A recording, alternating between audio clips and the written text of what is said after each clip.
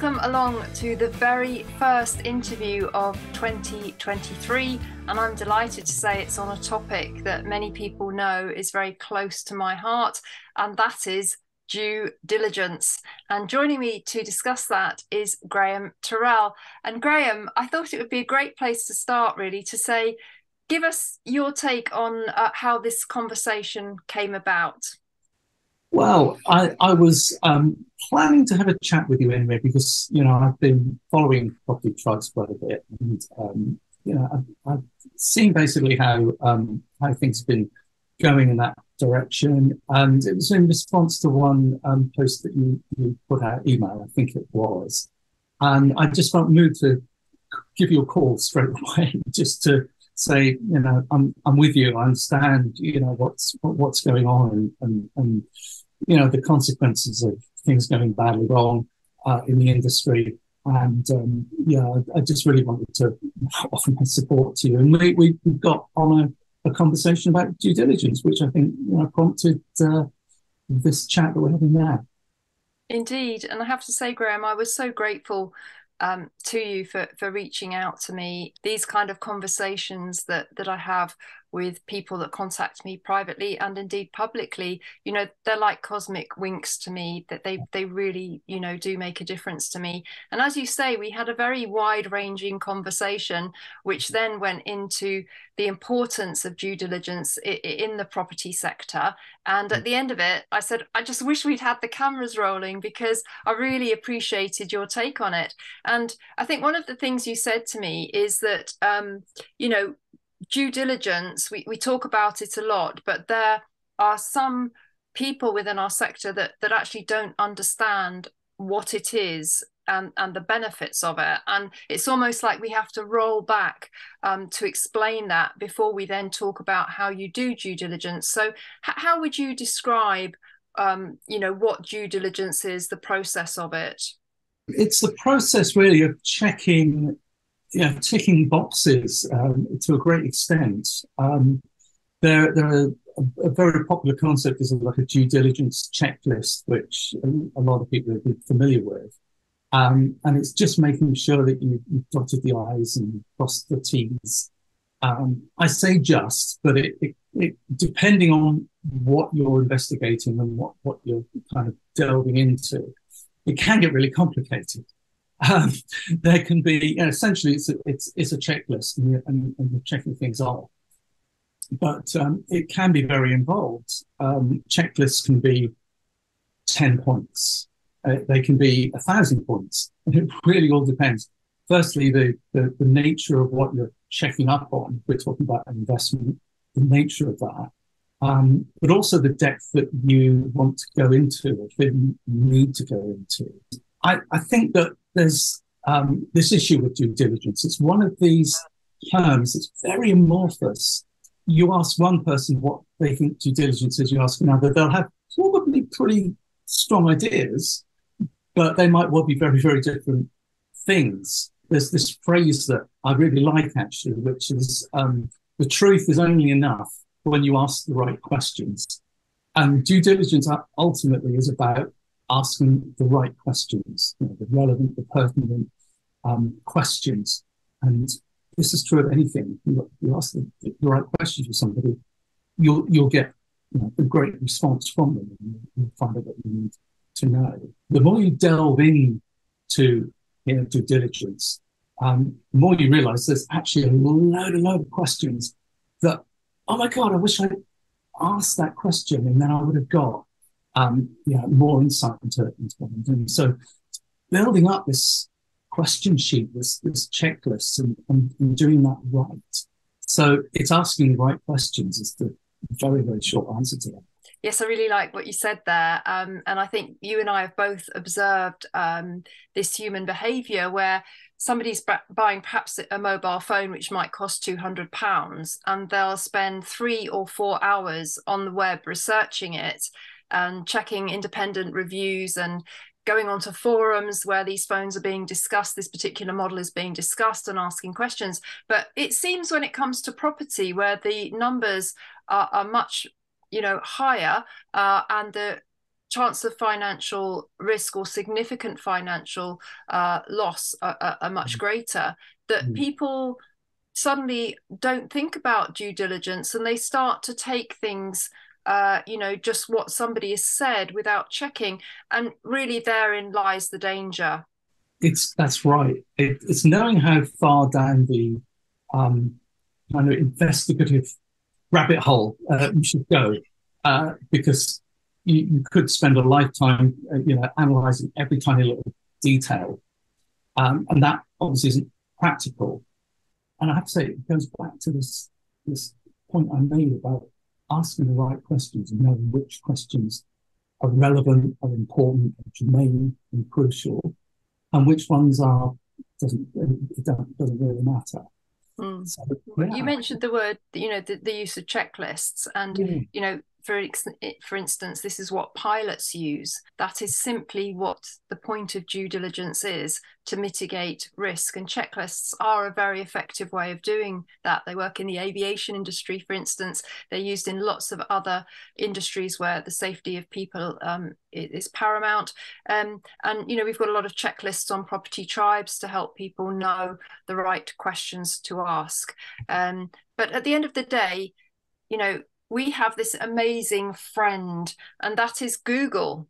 And how long does it take to put somebody's name into Google or a company name into Google? It takes 5 seconds. And I really do struggle to understand why people don't do it when they're thinking of making a significant financial commitment. And people need to do due diligence on every aspect of being in property. You're going to do due diligence on a property deal. You're going to do due diligence on a tenant that you might be thinking of letting to. You're going to do due diligence on a lettings agent. You're going to do due diligence on a training program that you might be considering investing in. Due diligence and Google are your friend. They're there to stop financial loss. And personally, I think there needs to be much more awareness about this. I've always thought that, but even more so now, because we are in such turbulent and uncertain economic times, and I think risks have been amplified. I agree, and I think because of the turbulent times we're in and the challenging economic times, the implications of losing money are even greater than they have been. Cash is generally quite short at the moment, and everybody understandably wants to get the most out of the available assets that they have. If that's cash, they want to make sure that everything is as safe as it can possibly be. You can never guarantee 100% risk-free in anything, No. but you want to kind of draw close to that. I have the idea of a triangle, and you have at the top of that triangle, that's like utopia, and that's the actual risk. If we're talking about investments, the actual risk of something going wrong. That's what you want to understand. Because once you understand that fact, then you can make an informed decision about whether that risk is comfortable for you. But what we have at the base of that triangle is the perceived risk, and that's the like the emotional response really that you have. If you're talking about a property investment, it might look amazing, everything might look great, but that's your perceived risk. Conversely, somebody may say, "Don't touch that. Don't go anywhere near it. That's a really bad idea." But you want to know yourself, understand what the risk is. So the job of due diligence is to gradually move your way up from the base of that triangle up to the point at the top. Again, getting to that point at the top, knowing exactly what the risk is, that's really, really hard to do, very expensive. You get close to that. The closer you get, if you imagine a horizontal line across that each part of that triangle, that line gets smaller and smaller as you get to the top, and you get to an acceptable risk margin at the top of that, then you're in a relatively safe place. I know it sounds a bit abstract, but that is just the way my brain works. Well, it makes perfect sense to me. It really does. We mentioned Google is your friend. That's your first point of call. Put a company name, a person's name into Google. But there's so many open source resources for due diligence. We talk about sites like Companies House. Then for financial profiling, there's sites like Endeley and Company Check, and they're all free to use. And again, it kind of makes me scratch my head why people, don't use them, because they're just free and open resource to use. I think what we can really sum up due diligence saying is it puts you, it minimizes your risk. It puts you in more of a preventative place. So you're going to stop bad things happening. Whereas if you operate without doing due diligence, you're going to be in cure mode where you're going to wait for something to go wrong and then you're going to have to fix it. And usually when you're in cure mode and something's gone wrong, it costs even more. And there's more emotional heartache, more stress and everything than actually being in prevention mode and trying not to make that mistake or make as big a mistake. So I think, we want to encourage everybody to think about doing research whenever they're doing any kind of commercial transaction in the property sector. And if they do that, I think they'll have a much happier landlord life, as I'm sure you'll agree. I totally agree. And prevention is better than cure. And it's exactly what you're saying. My former career, I was in IT software analyst for quite a long time, actually. But I was involved in what was called system proving, which is essentially testing a system. And there were different stages of doing those sessions. Start right from the basics and then get sophisticated. But the metric around that was really, really interesting. It costs at least 10 times as much to fix a problem, a bug, as it's being released to the world than it does if you catch it as soon as you start testing. And that is absolutely true here. And that's just the financial cost. We're talking about due diligence around money, investment. There's all the emotional turmoil that you go through when something goes wrong. That's almost incalculable, actually. So really, asking these simple questions early on is an absolute lifesaver in many cases. Very, very easy to do. And it could spot something, if you're, as you say, going through the checklist, Googling, something might just tweak. And that might cause you, oh, wait a moment. At that point, you can quite reasonably say, I'm not sure, I'm uncertain, I don't want to do it. Or if you're more tenacious, you might look at it a little bit deeper and say, well, is this really a problem? This thing I found, is it really a problem? Is it going to cause problems later on? Or is it still going to be okay? Is it within my acceptable risk? And that's a very, very individual thing. And if you find a problem, then you can always ask the individual or the company about it, because people that are transparent and have nothing to hide will welcome the opportunity to explain what that little blip is.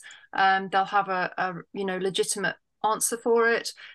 People that have something to hide or aren't transparent will take offense at it and possibly become hostile towards you if you ask these questions. So that's all part of due diligence. And I think, the other important thing to say is, it's so important that where you get your advice from, it doesn't have an agenda behind it. Companies House does not have an agenda behind it. It is filings at Companies House. Endeley does not have an agenda behind it. It's financial profiling from data from Companies House.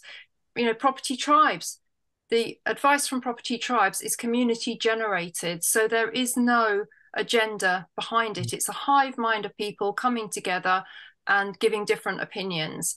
And that's exceedingly healthy, to get your advice from sources where there's no evident agenda. And that's why it's good to ask questions, all over the place, and take on each answer and mull it over and see how it sits with you.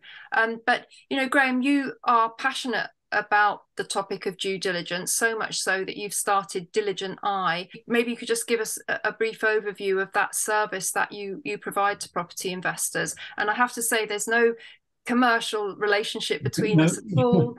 We want to be transparent in that. I am genuinely interested to learn more about, why you started Diligent Eye and what you can offer property investors, because if there's something out there that helps investors make wiser investment choices, then I'm happy to let people know about it. And what we do is we work with property investors, but we also work with property agents, so the estate agents, and we also work with the provider of the investment. So our kind of key thing at the moment is off-plan investment, because that's more risky. Let's put it bluntly, that's more risky. With buying off-plan, you're not buying from you're not buying something you can see, smell, taste, touch. It's on a plan. So many things are important there. How good is the developer? Are they trustworthy? Have they got a track record? And that becomes business analysis. So it gets quite involved. And the great thing is now that we're starting to get inquiries from developers themselves, mainly because the agents that we work with have brought this to their attention, and the good developers want to have a conversation with us. They want to say, well, look, is there anything that we could do to improve our processes? Is there anything we can do to improve our offering to make it safer? And that's a great conversation to have, because if we can improve the product itself, and we might be looking at a 300 unit development. Mm-hmm. That's 300 investors that are potentially in a safer place just by talking to the developer and the developer doing something.